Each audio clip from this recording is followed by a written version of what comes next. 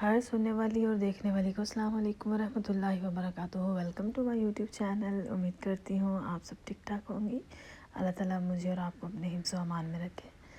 अल्लाह ताला खूबसूरत है और ख़ूबसूरती पसंद करता है, इसलिए अल्लाह ताला की नेमतों को यूज़ करके अपनी इंटरनल ब्यूटी के साथ साथ एक्सटर्नल ब्यूटी का भी खूब सारा ख्याल रखा करें।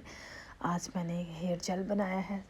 हेयर जेल बालों पे लगा लिया और अलसी के जो बीज थे वो मैंने फेस पे लगा के एज अ मास्क अप्लाई किया और फिर मैंने इसको 40 मिनट छोड़ दिया और फिर उसके बाद वॉश किए और फिर मैंने रूम में ड्राई किया, फिर धूप में जाकर ड्राई किया, फिर फाइनली मैं रूम में आ गई और फिर जब ड्राई हो गए तो अल्हम्दुलिल्लाह रब्बिल आलमीन मेरे बाल बड़े सॉफ्ट थे, शाइनी थे, थिक थे, वॉल्यूम था, मुझे अच्छे लग रहे थे।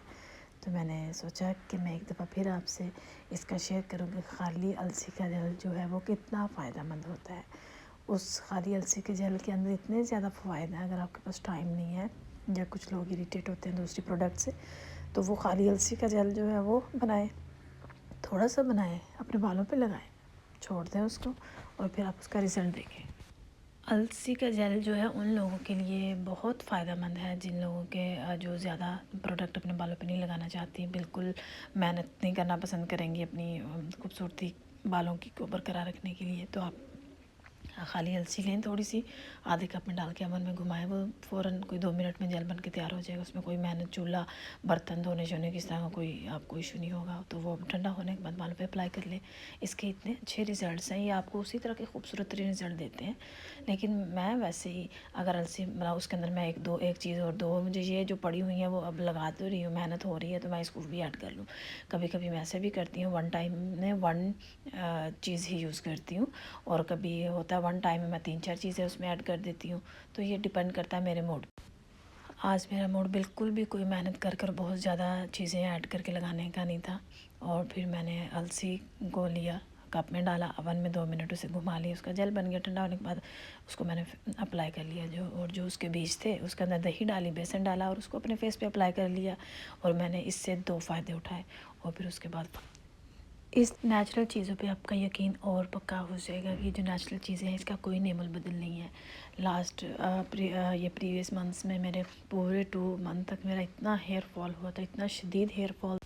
मुझे नहीं लगता कि मुझे ज़िंदगी में इतना स्वेयर वाला हेयर फॉल कभी मेरा स्टार्ट हुआ होगा। बहरहाल फिर मैंने अपने बालों की केयर करना शुरू कर दी। आप जब भी अपने बालों पे कोई भी हेयर मास्क अप्लाई करें ना, पहले अच्छे से ब्रश कर लिया करें। अच्छे से ब्रश करने से जो आपका स्कैल्प है वो नीट हो जाता है, वो ब्लड सर्कुलेशन अच्छी हो जाती है। तो आपका जो स्कैल्प है वो जब नीट होगा तो वो आपने जो भी चीज़ लगाई वो अच्छे से ना उसे ऑब्ज़र्व कर लेगी। इसलिए अपने बालों को अच्छे से ब्रश करके फिर आप अप्लाई किया। मैंने अपने बालों की केयर ये सोच कर स्टार्ट की कि इतने झड़ रहे हैं, झड़ के ये थोड़े से रह जाएंगे और थोड़े से बाल मुझे बिल्कुल भी नहीं पसंद। मुझे ये है मेरा बालों पे छत्ता ही होना चाहिए, उसका वॉल्यूम हो, बहुत ज़्यादा थिक बाल हो, मुझे वही पसंद है। बस इस डर से मैंने स्टार्ट कर दी कि इतने ज़्यादा बाल झड़ के पतली सी छोटी सी बिल्कुल बारीक सी मेरे चुटिया रह गई थी।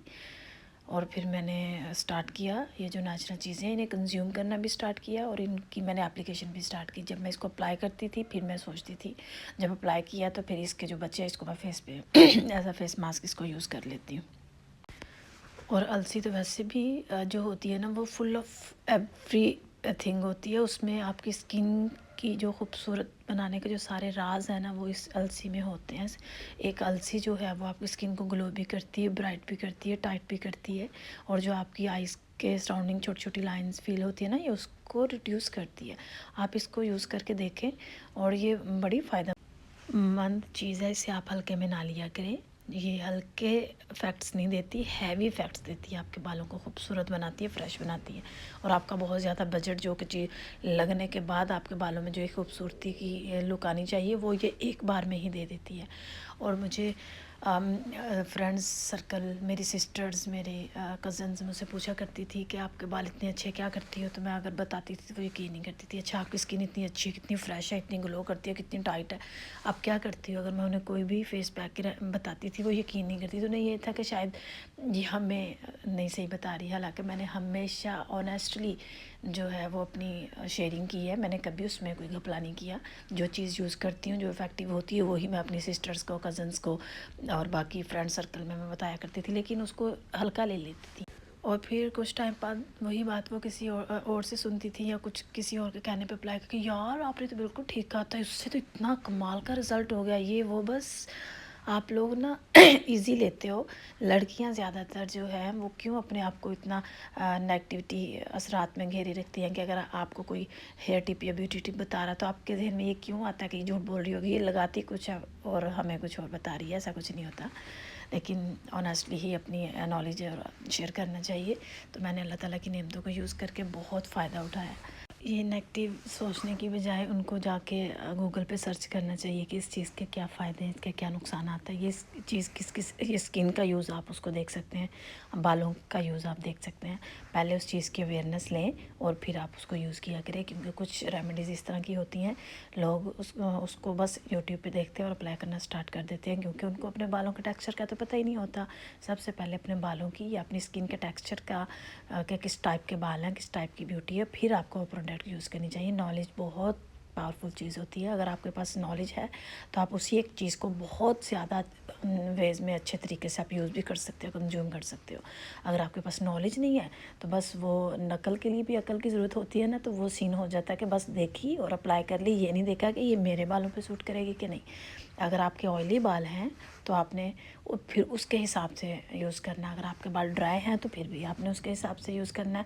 लेकिन ये जो अलसी की बात है, अलसी चाहे बाल ऑयली हैं, चाहे ड्राई हैं, चाहे टेक्सचर्ड वाले हैं, चाहे वो मिक्स हैं, कॉम्बिनेशन है हेयर में कि उनका स्कैल्प जो है वो बहुत ज़्यादा ऑयली है और नीचे से बाल ड्राई हैं, या नीचे वाली लेंथ जो है वो बड़ी अच्छी ऑयली शाइनी है लेकिन उनका स्कैल्प बहुत गंदा ड्राई होता है। इस तरह के इश्यूज़ लड़कियों में होते हैं। आप इस चीज़ों को नोट किया करें और उसके हिसाब से शैम्पू यूज़ किया करें, उसके हिसाब से बालों में ब्रश किया करें, उसके हिसाब से ऑयलिंग लगाया करें। और देखें ऑयलिंग का हमने अल्लाह ताला की शान देखें, अगर ऑयल गरम करके नीम गरम करके लगाएं तो बाल बहुत अच्छे होते हैं, लेकिन अगर कोई पानी या कोई भी जो हम ये नेचुरल चीज़ें बनाते हैं अगर ये हम गरम करके अपने बालों पे अप्लाई करेंगे तो आपके बालों में बहुत ज़्यादा डैंड्रफ हो जाएगी। डैंड्रफ गरम चीज़ अपने बालों में लगाने से बड़ी गंदे वाली डैंड्रफ होती है। और अगर आपने अभी सर धोया बाल खुश्क हुए हैं तो आप अपने बालों में देखेंगे कि डैंड्रफ, मेरा तो अभी आधे घंटे पहले तो मेरा स्कैल्प बिल्कुल नीट था, ये डैंड्रफ किससे आ गई? वो इससे जो आपने रेमेडी यूज़ की होती है उससे नहीं आती, वो जो गर्म पानी आपने यूज़ किया होता है उससे आती है। और जब भी कोई आप फेस पैक वो हेयर मास्क अप्लाई करो ना, उसको अच्छे से कोशिश किया करो अपनी स्किन में से बालों में से अच्छे से उसको निकाल दो। बालों में उसका कोई भी पार्टिकल आपके स्कैल्प पे नहीं लगा रहना चाहिए। स्कैल्प पे जब आप शैम्पू लगाओ, पहले शैम्पू अपने स्कैल्प पे ही लगाओ, उसका मसाज करो अच्छे से, फिर उस मसाज से वो जो झाग है उससे आप नीचे की तरफ लेके आओ। और अपने बालों की खूबसूरती को बरकरार रखने के लिए नॉलेज बहुत ज़रूरी है। हर चीज़ की अवेयरनेस रखें, फिर उसके हिसाब से उसको अपने बालों पे और अपने चेहरे पे अप्लाई करें। अपना बहुत सारा ख्याल रखिएगा और दुआओं में याद रखिएगा। अल्लाह हाफिज़।